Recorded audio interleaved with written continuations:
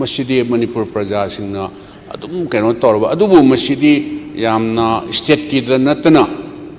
कन मोशन की हाना तौबिरोइदबरा नते ऑब्जर्वेशन अमनिदा आई कनो तौजगे तौबने अदु नोटिस अमा बिबिरदि नुवाइदना सिदी कनो तौबिरो ऑनरेबल आई ngasai jo haijare ऑनरेबल सेना मेंबर की दो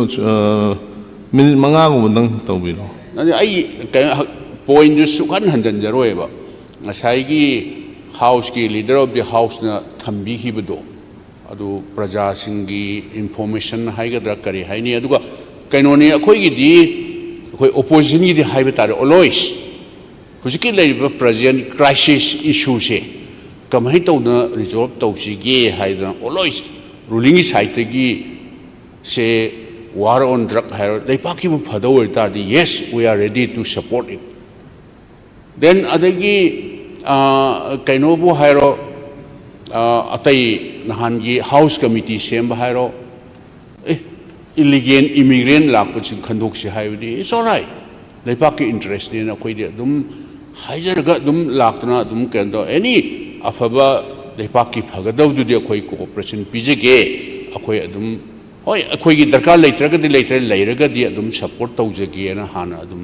अदुम हाइजबदुनेबा अदो अखोइना हाइजरिगिदी ऑनरेबल प्राइम मिनिस्टर उननबगी यस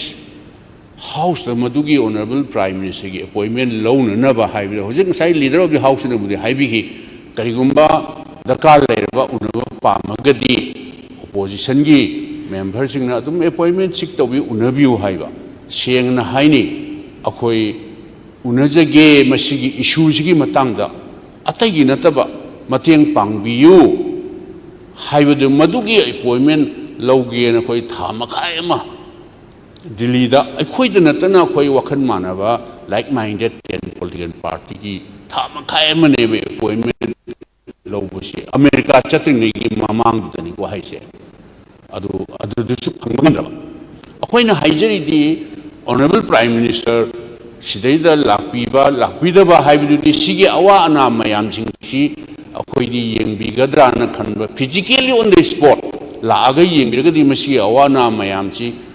कनो तौबिरगदी Manipur being a part of this vast country अदुना अखोइदी सिगी अवाना मयाम लाइबक थीबा थौदोकसे कदानासु थोनिंग बनते अदुमा लाक्पीगद्राना अखोइना यामना आशा तौबनिदा अखोइना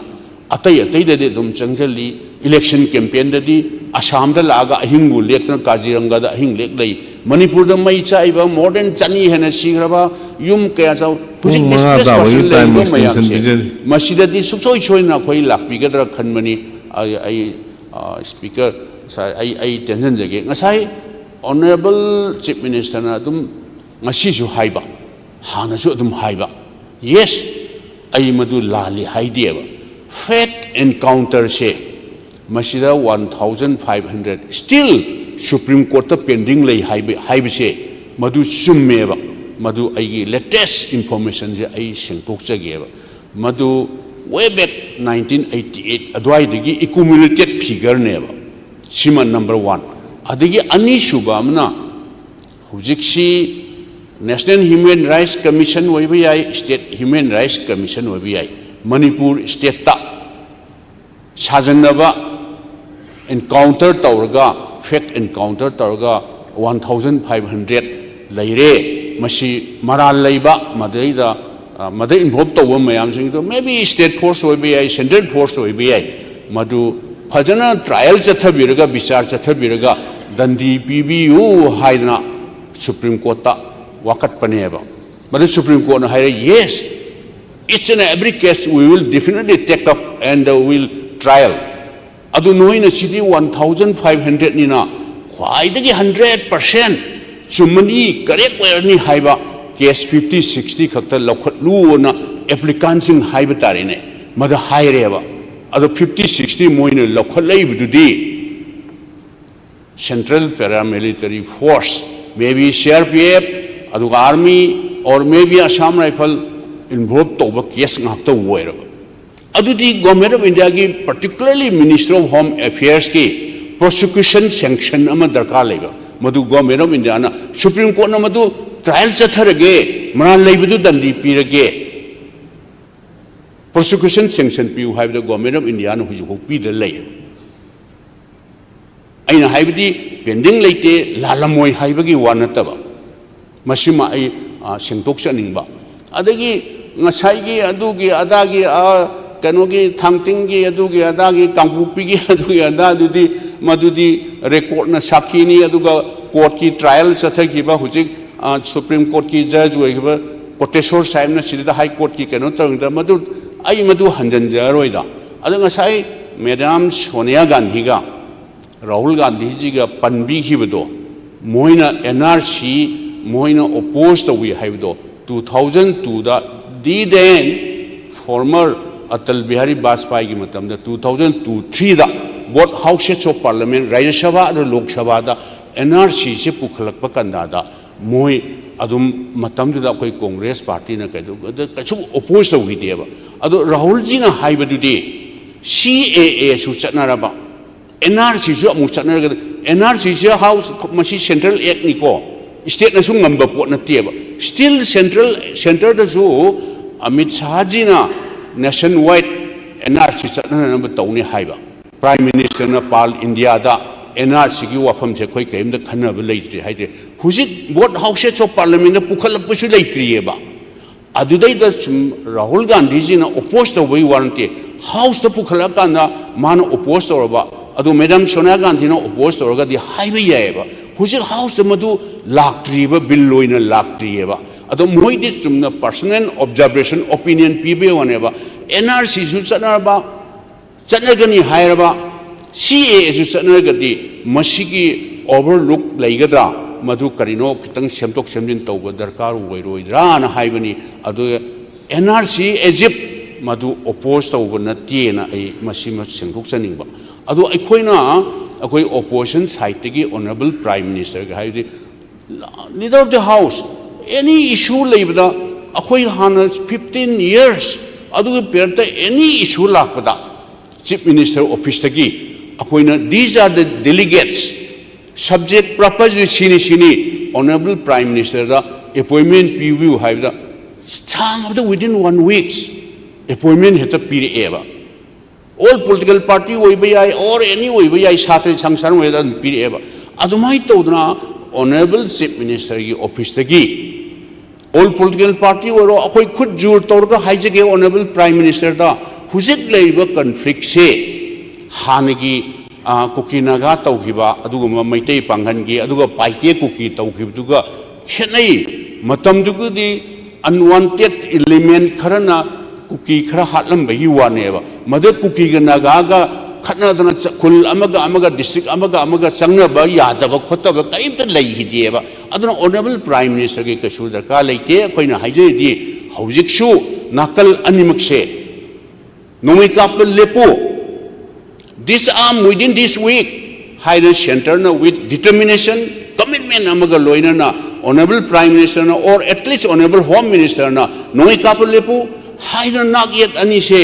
kauraga across the table dialogue tawdranti aidi masidi noi karigino noi sangna triba yad karigino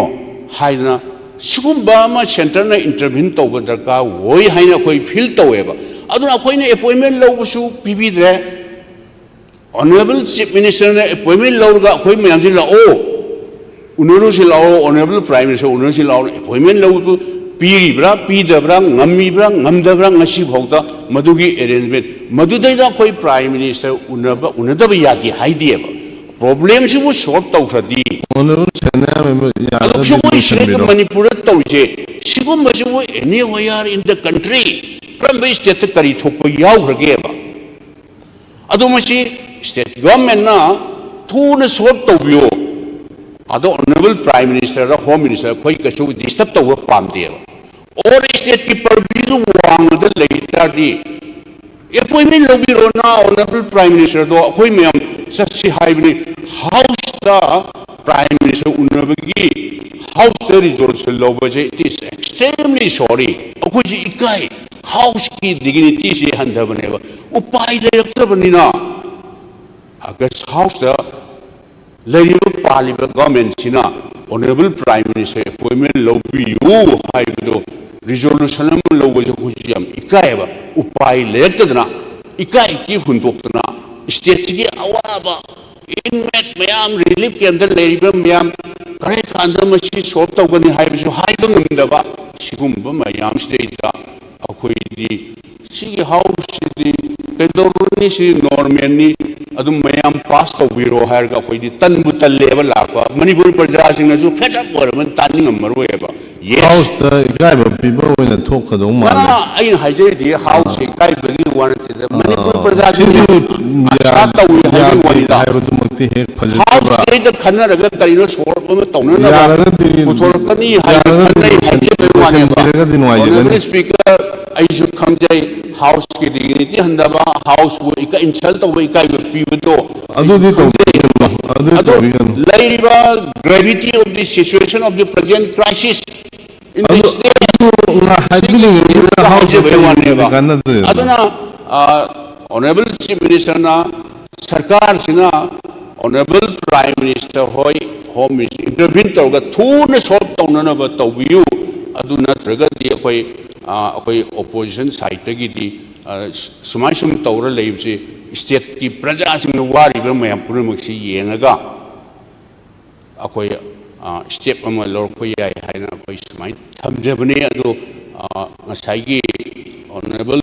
leader of the house ना थंबिखिबदो अदुने आइना सिंगदोक सबसे